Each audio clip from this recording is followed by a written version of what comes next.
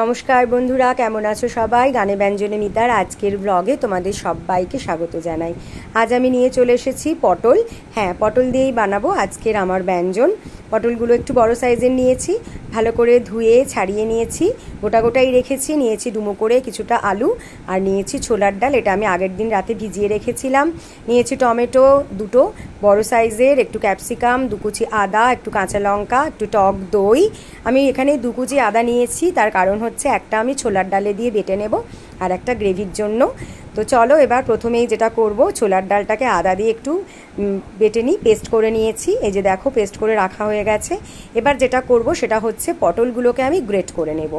এখানে আমার পটলগুলো আমি খুব নরম পেয়েছি, তাই জন্য গ্রেট করার সময় আমি দানাগুলোকেও মোটামুটি দানাগুলো গ্রেট হয়ে গেছে। তো তোমরা যদি একদম সেরকম নরম পটল না পাও, দানাগুলোকে কিন্তু তোমরা একটু ফেলে দিয়ে গ্রেট করে নেওয়ার চেষ্টা করো। আবার পটলের দানা বের করে পটল কেটে গ্রেট করতে গেলে সেটা একটু অসুবিধাজনক। যাই হোক, আমার পটল গ্রেট করা হয়ে গেছে। চলে এসেছি রান্নার মূল পর্বে। কড়াই বসিয়ে দিয়েছি, কড়াইতে দিয়ে দিয়েছি অল্প একটু হিং, দিয়ে প্রথমে দিয়ে দেব গ্রেট করে রাখা পটলটা দিয়ে ভালো করে অল্প একটু নাড়িয়ে চাড়িয়ে নেব। নিয়ে হালকা একটু জলটা পটলে শুকিয়ে নেওয়া। তো জলটা একটু শুকানো হয়ে গেছে। এরপরে আমি দিয়ে দেব বেটে রাখা ডালটা দিয়ে ভালো করে আবারও নাড়াচাড়া করে নেব। দিয়ে এর মধ্যে দিয়ে দেবো একে একে পরিমাণ মতো নুন, হলুদ আর অল্প একটু মিষ্টি দিয়ে ভালো করে নাড়াচাড়া করে একদম যখন ডাল আর পটলটা ভালোভাবে মিশে গিয়ে একদম জলটা শুকিয়ে যাবে। সবাই জানো ধোকা মোটামুটি সকলেই বানিয়ে থাকো বাড়িতে। তো এখানে একটু এক্সট্রা, সেটা হচ্ছে পটল। আসলে পটল আমার ভীষণ পছন্দ, কিন্তু আমার ছেলে পটল খেতে খুব একটা পছন্দ করে না। তার জন্য এইভাবে পটলটাকে দিয়ে একটা নতুন কিছু বানিয়ে নেওয়ার চেষ্টা। তো ছেলেও বুঝতে পারবে না আর খেয়েও নেবে, কারণ ধোকাটাও ভীষণ ভালোবাসে। তো পটল দিয়ে বানিয়েছি, সেটা ওকে না বললে আশা করি ও বুঝবে না। তো হয়ে গেছে আমার পটলের ধোকাটা বানানো, মোটামুটি একটা শুকিয়ে নিয়ে একটা ব্যাটার তৈরি করে নিয়েছি। এরপরে আমি এটাকে একটা পাত্রে ঢেলে নেব। তো আমি এখানে একটা প্লেটে নিয়েছি, প্লেটটাতে আমি আগে থেকে একটু তেল মাখিয়ে রেখে দিয়েছিলাম। তোমরা সকলেই জানো যে ধোকার যেটাতে শেপ দেওয়া হবে বা কেটে নেব যে পাত্রেতে, সেখানে আগে থেকে একটু তেল মাখিয়ে নিলে ধোকাটা তুলতে অসুবিধা হয় না। তো আমি হাত দিয়ে একটু চেপে চেপে ভালো করে সমান করে চারিদিকে প্লেটের ছড়িয়ে দিলাম, দিয়ে অল্প একটু ঠান্ডা হতে দেব। দিয়ে তারপরে ছুরি দিয়ে আমি আমার মনের মতো শেপে কেটে নিচ্ছি। তোমরা যার যার নিজের পছন্দ মতো এটাকে শেপ দিতেই পারো। তো আমার যেহেতু ধোকার শেপটা ট্রায়াঙ্গেল শেপটা বেশি পছন্দ, বা বরফি শেপ আর কি যাকে বলে, তো সেই জন্য আমি একটু বরফি শেপেরই কেটে নিয়েছি। দেখতেই পাচ্ছ আমার ধোকাগুলো মোটামুটি কেটে নেওয়া হয়ে গেছে। এগুলো আমি এবার একটা একটা করে আলাদা একটা পাত্রে তুলে রেখে দেব। তো দেখো এইভাবে এক একটা করে তুলে রেখে দিচ্ছি। এবার কড়াইতে বসিয়ে দিয়েছি সর্ষের তেল। তো সর্ষের তেলটা গরম হতেই আমি এক এক করে ধোকা ভেজে নেব। তো ধোকাটাও ভাজতে থাকি, সাথে সাথে গানটাও গাইতে থাকি। ওলো সই, ওলো সই, ওলো সই, ওলো সই, আমার ইচ্ছা করে তোদের মতন মনের কথা কই। ওলো সই, ওলো সই, আমার ইচ্ছা করে তোদের মতন মনের কথা কই।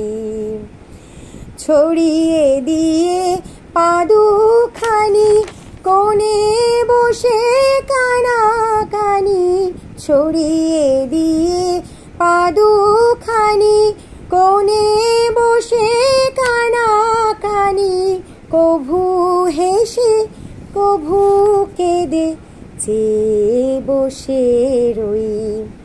ওলো সই, ওলো সই, তোদের আছে মনের কথা, আমার আছে কই।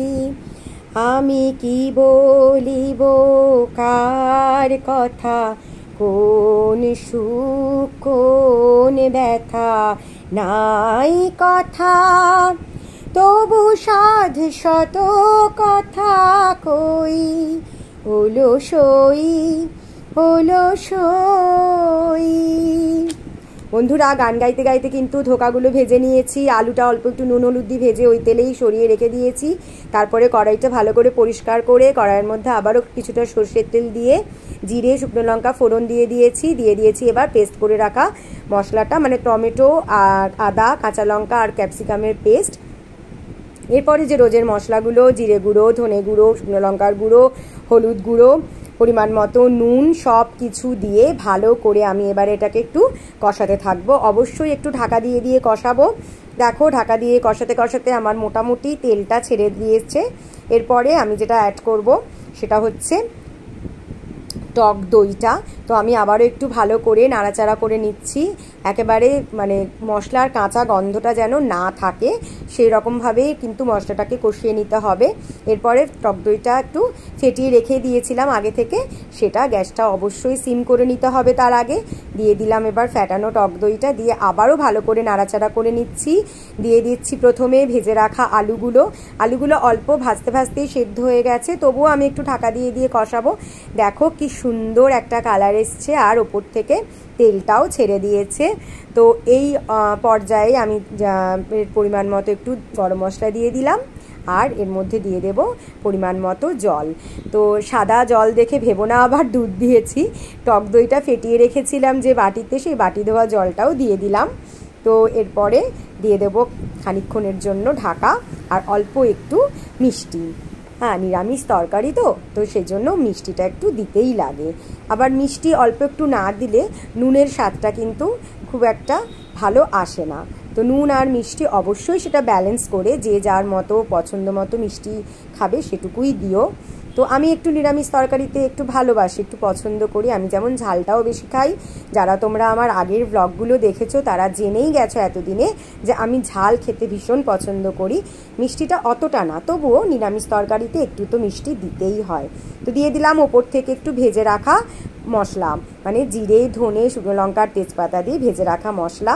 ও হ্যাঁ, আমি না ঘিটা দিয়েছিলাম, পরে অ্যাড করেছিলাম, কিন্তু সেটা ভিডিও করতে ভুলে গেছি। তোমরা কিন্তু ঘিটা অবশ্যই দিও। তাহলে হয়ে গেল আমার আজকের পটলের ধোকার ডালনা। আজকের ব্লগটা যদি ভালো লাগে অবশ্যই আমার চ্যানেলে একটা কমেন্ট করো, আমার চ্যানেলটাকে লাইক করো, শেয়ার করো, সকলের মধ্যে শেয়ার করে দিও। আর অবশ্যই চ্যানেলটায় নতুন হয়ে থাকলে সাবস্ক্রাইব করে আমার পাশে থেকো। তাহলে আজকের মতো টাটা।